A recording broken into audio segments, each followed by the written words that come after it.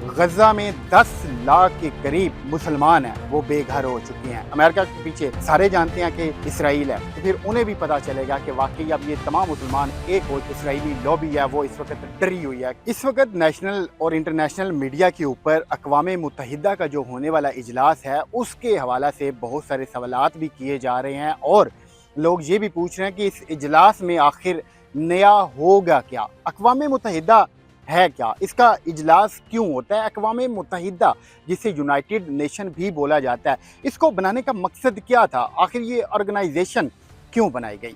अस्सलाम वालेकुम, मैं हूँ ज़ुबैर अवान। अक़वाम मुत्तहिदा के हवाला से मैं तमाम तर सवालात का जवाब दूंगा आपको आज की इस वीडियो में, और आपको ये भी बताऊंगा कि क्या ये जिस मकसद के लिए ऑर्गेनाइजेशन बनाई गई थी ये वाकई ही उस तरह का काम कर रहे हैं या फिर किसी किस्म का कोई काम नहीं किया जा रहा।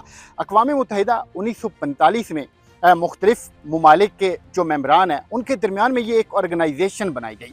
इस ऑर्गेनाइजेशन को बनाने का मकसद ये था कि पूरी दुनिया में अमन कायम किया जाए, पूरी दुनिया के जितने भी ममालिक हैं उन्हें मुआशी लिहाज से मजबूत बनाया जाए, गुर्बत का ख़ात्मा किया जाए और फिर जंगों का खात्मा किया जाए। 1857 की जो जंग हुई थी उसके बाद मुख्तलिफ कवानीन भी बनाए गए थे और इसी मकसद को प्रमोट किया गया था, इसी मकसद को सामने रखा गया था कि अब कोई भी मुल्क होगा उसके दरमियान में जंग नहीं होगी। अगर खुदा न खास्ता ऐसी सूरत हाल बनती है तो जो अक़वाम मुत्तहिदा के मेम्बरान हैं, जो इसमें जो कवानीन बनाए गए थे वो यही बनाए गए थे कि ये सारे मेम्बरान मिलकर उन ममालिक के दरमियान में जंग बंदी करवाएंगे, उनके दरमियान मुफाहमत पैदा की जाएगी।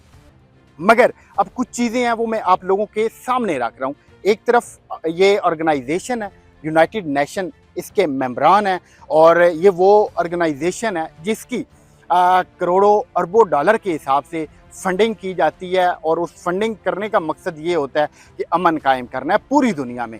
अब इसी यूनाइटेड नेशन के होते हुए आप ये देखें कि रशिया और यूक्रेन के दरमियान में जंग जारी है। सूडान, म्यांमार, फ़लस्तीन, गज़ा, कश्मीर, वहाँ पर इस वक्त क्या सूरत हाल बनी हुई है। गज़ा में 10 लाख के करीब जो मुसलमान हैं वो बेघर हो चुके हैं।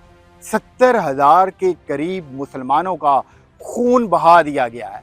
कश्मीरियों का आप हाल देख लें कि इंडिया की जानिब से रोज़ाना की बुनियाद पर कितने कश्मीरियों को नाहक कत्ल किया जा रहा है, उनका खून बहा जा रहा है।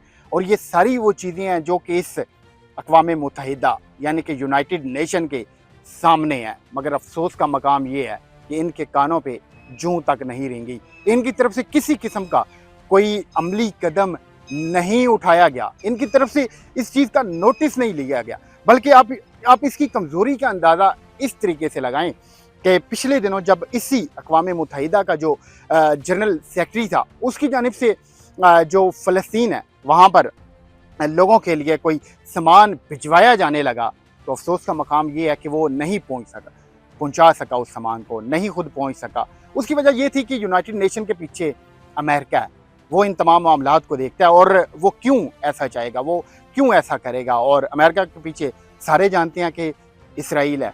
तो फिर इन कुव्वतों के होते हुए आप अंदाज़ा लगाएं कि क्या अमन कायम हो सकता है, क्या ये जो मुस्लिम ममालिक हैं उनमें नस्ल कुशी रुक सकती है। तो ये अक़वाम मुत्तहिदा की ये काबिलियत है, इसका सिर्फ इतना सा काम है कि उन्होंने बस वहाँ पर बैठना है और इस तरह के कई इजलास बुला लिए। और फिर जो इजलास वाला सवाल है, अगर मैं आपको आसान लफ्ज़ों में समझाऊँ, ये अक़वाम मुत्तहिदा का वही इजलास है जिसमें आपको याद होगा कि इमरान खान साहब ने एक तारीख़ी स्पीच की थी जिसमें उन्होंने मेरे आक़ा दो जहां मोहम्मद मुस्तफ़ा सल्लल्लाहु अलैहि वसल्लम का मुकदमा पूरी दुनिया के सामने रखा था। फिर उन्होंने ये भी बताया था कि पाकिस्तान एक ख़ुद मुख्तार मुल्क है। ये जो लोग इस्लामोफोबिया के नाम पर प्रोपेगेंडा करते हैं वो बाज रहे हैं। फिर इमरान खान साहब ने इस चीज़ को भी कहा था कि पाकिस्तान अपना दिफा करना जानता है। तो वो लोग जो कि अपनी हरकतों से बाज नहीं आते, अगर वो बाज नहीं आते तो फिर पाकिस्तान हर तरह का उनको जवाब देने की सलाहियत रखता है। तो अब ये चूँकि इजलास फिर से होने जा रहा है, इसमें जितने भी ममालिक हैं पाकिस्तान समेत और इस्लामी ममालिक हैं उनके जो मेम्बरान हैं वो शिरकत करेंगे।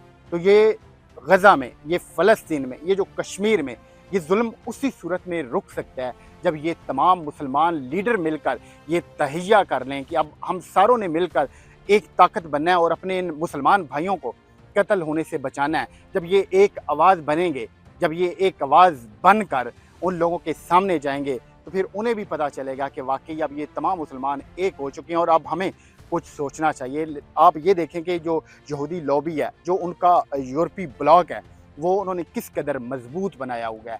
हम लोगों को सिर्फ जागने की ज़रूरत है, हम लोगों को सिर्फ एक बुलंद आवाज़ करने की ज़रूरत है और अक़वाम मुत्तहिदा का ये जो इजलास होने जा रहा है, हमारे ये अब लीडरान का, हमारे ये सियासतदानों का फ़र्ज़ है। वैसे तो माशाल्लाह शहबाज शरीफ साहब जो कि हमारे वज़ीर-ए-आज़म पाकिस्तान है, आप उनका देखें कि वो अब सही तरीके से जो मेहनत कर रहे हैं और पिछले दिनों उनकी मेहनत का नतीजा है कि जो सऊदी अरेबिया के साथ हमारा कामयाब दिफ़ाई मुआहिदा हुआ है और ये वही दिफ़ाई मुआहिदा है जिसकी इस वक्त गूंज पूरी दुनिया में सुनाई दे रही है। और जो ये यूरोपियन, ये जो इसराइली लॉबी है, वो इस वक्त डरी हुई है कि अब मुसलमान जाग उठेंगे और अपने वो मुक़द्दस मकामात की हिफाजत अच्छे तरीके से कर सकेंगे। तो ये वीडियो बनाने का मकसद ये है कि आपको बताया जाए कि अक़वाम मुत्तहिदा या फिर यूनाइटेड नेशन कुछ भी नहीं कर रही और उन्होंने कुछ करना भी नहीं है। जो करना है हम सारे मुसलमानों ने, हमारे जो मुसलमान लीडरान हैं, उन्होंने मिलकर करना है। तो हर एक को अपना फ़र्ज़ अदा करने की ज़रूरत है। मिलते हैं अगली वीडियो में। अल्लाह हाफ़िज़।